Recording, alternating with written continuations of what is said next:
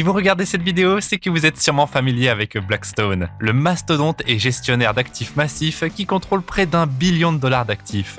Et vous l'aurez compris, c'est une puissance financière déterminée à dominer le monde. Nous pourrions passer des heures à détailler les pratiques non éthiques de Blackstone, telles que la monopolisation du marché du logement résidentiel ou encore leur récente exposition pour l'exploitation du travail des enfants.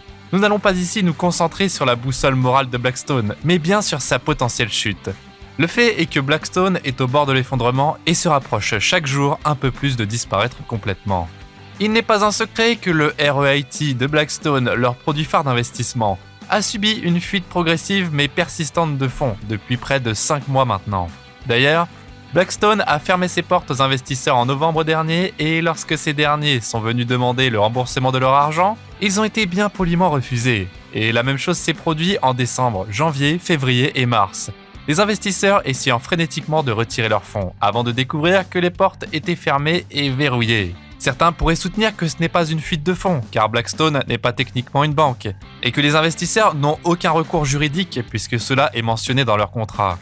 Cependant, le fait demeure que les investisseurs font tout ce qui est en leur pouvoir pour sortir du REIT de Blackstone, évalué à 100 milliards de dollars alors que sa valeur chute. Comme si cela ne suffisait pas, Blackstone a récemment fait défaut sur ses prêts. Selon des rapports de presse, ils devaient rembourser une obligation de 562 millions de dollars en mars, mais ils ne l'ont pas fait. Ils ont déjà manqué des paiements sur 2 autres dettes également. En raison de la baisse régulière des valeurs immobilières, Blackstone ne peut plus effectuer de paiement sur sa dette issue de différentes propriétés. C'est pourquoi ils ont supplié leurs porteurs d'obligations d'obtenir une prolongation, mais ont été rejetés. De leur côté, Blackstone affirme qu'il n'y a pas lieu de s'inquiéter et qu'ils ont une confiance totale en leur portefeuille de clients et en leur équipe de gestion. Ils disent que cette dette ne concerne qu'une petite partie de son portefeuille.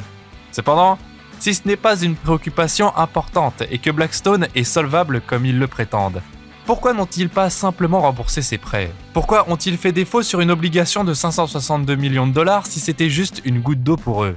En 2022, Stephen Schwarzman, le PDG de Blackstone, a reçu une rémunération astronomique de 1,27 milliard de dollars et l'entreprise a distribué plus de 5 milliards de dollars à ses autres actionnaires. Cependant, ce succès semble contradictoire avec le fait que quelques mois avant la fin de l'année, Blackstone a dû fermer ses portes pour empêcher les investisseurs de partir et a également manqué son paiement sur une dette de 500 millions de dollars. Le problème de fond réside dans les normes comptables malhonnêtes, utilisées par des entreprises rentables comme Blackstone. Elles sont libres d'évaluer leurs actifs comme bon leur semble, et cela implique souvent de gonfler la valeur de leurs biens immobiliers pour montrer des profits élevés. Blackstone a fait cela tout au long de 2022, en augmentant la valeur de ses propriétés alors que les prix de l'immobilier dans le reste du monde étaient en baisse. Il y a 2 explications possibles au succès de Blackstone. Soit ils ont de véritables investisseurs immobiliers exceptionnels, soit ils gonflent leur valeur, engageant de faux prophètes et trompant leurs investisseurs. La deuxième explication semble plus probable, mais pourquoi cela n'a-t-il pas été couvert par les médias d'information ? Pourquoi n'informe-t-il pas le public sur la fuite des investisseurs de Blackstone, son défaut de paiement et la rémunération du PDG ? La réponse est simple. Les médias grand public ne veulent pas que vous le sachiez. Ils préfèrent vous maintenir dans l'ignorance pour que vous ne remettiez pas en question ce qui se passe autour de vous. Il appartient aux individus de se tenir informés et de ne pas compter sur les sources médiatiques traditionnelles pour couvrir les problèmes importants. La situation financière actuelle en Amérique a mis Blackstone sous les projecteurs, car l'entreprise semble être plus impliquée qu'elle ne l'a laissé entendre. Le PDG et fondateur Stephen Schwarzman s'est précipité vers les médias après l'effondrement de la Silicon Valley Bank, SVB, pour assurer le public que tout allait bien et qu'il n'y avait pas de crise financière. Cependant, des rapports ont révélé par la suite que Blackstone envisageait d'acheter le portefeuille de prêts de la SVB pour étendre ses activités, malgré l'échec de la banque. Cela aurait été une entreprise importante, car le portefeuille de prêts était évalué à 74 milliards de dollars, ce qui implique nécessairement l'implication de Blackstone dans la crise.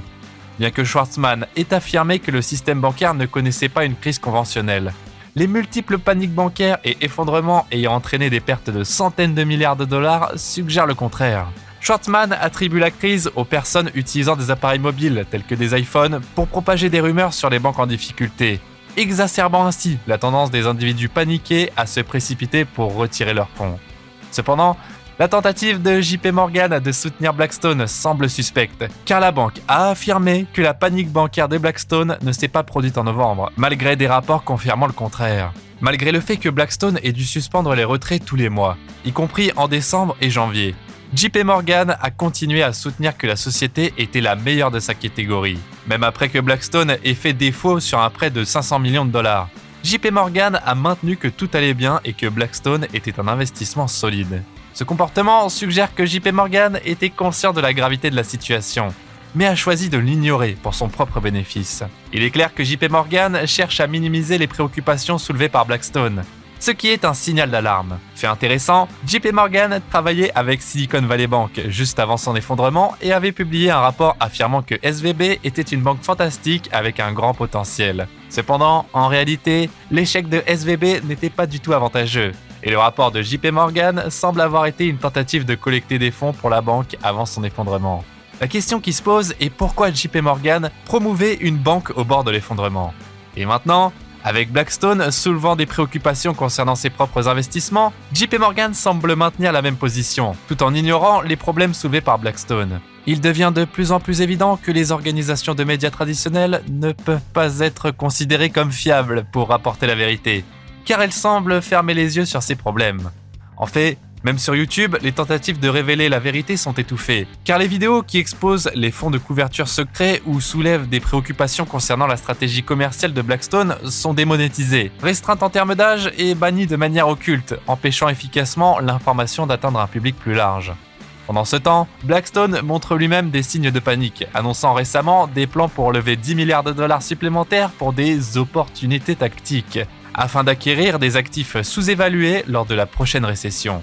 Toutefois, il est difficile de savoir s'il s'agit d'une véritable stratégie ou si Blackstone cherche simplement des fonds pour maintenir sa liquidité et éviter de devenir une cible de rachat pour une autre entreprise.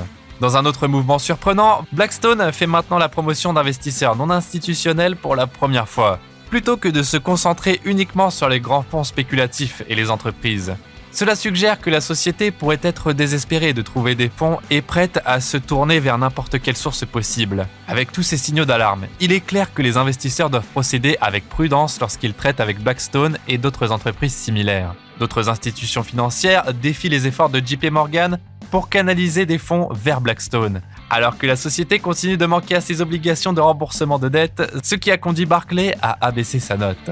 Cette tendance soulève la question de savoir quelles autres banques suivront le mouvement. Blackstone avait auparavant accumulé un immense portefeuille immobilier d'une valeur de plus de 120 milliards de dollars grâce à son excédent de liquidité.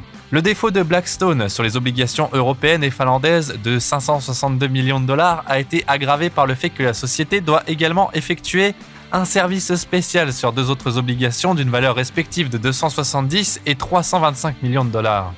Le coût total de la question hypothécaire a déjà dépassé 1 milliard de dollars, Blackstone étant redevable de plus de 50 milliards de dollars de dettes. Avec la société en difficulté pour honorer ses obligations actuelles, il est peu probable qu'elle soit en mesure de rembourser ses dettes futures. À mesure que les dates de maturité de Blackstone approchent, l'entreprise sera confrontée à une pression croissante pour rembourser ses dettes, et elle est déjà critiquée par le public pour avoir utilisé sa vaste richesse pour acheter des communautés entières de maisons unifamiliales, chassant ainsi les acheteurs potentiels de maisons. Cette activité a été critiquée dans le monde entier et Blackstone a été contraint d'abandonner ce concept dans certains endroits en raison de l'indignation publique. Cependant, la société continue de s'engager dans cette activité dans des pays tels que le Royaume-Uni où il y a moins de réaction du public. Il est donc clair que le concept d'investissement de Blackstone n'est pas le problème, mais plutôt que le problème réside dans l'aspect extérieur. Le dernier défi auquel Blackstone est confronté est la révélation que certaines de ses sociétés de portefeuille ont exploité le travail des enfants. Ce qui rend cela plus alarmant, c'est que cela se produit aux États-Unis et non dans des pays en développement où de telles pratiques sont malheureusement courantes. Cet incident particulier s'est produit dans le Wisconsin, rendant impossible pour Blackstone de revendiquer l'ignorance ou de se désavouer toute responsabilité. Et de votre côté, que pensez-vous de cela? Qui ressortira gagnant de cette histoire? Dites-nous dans les commentaires. Merci d'avoir regardé cette vidéo et on se retrouve très bientôt pour de nouvelles actualités financières et économiques. En attendant, n'hésitez pas à vous abonner et à activer toutes les notifications pour ne rien rater des prochaines actualités.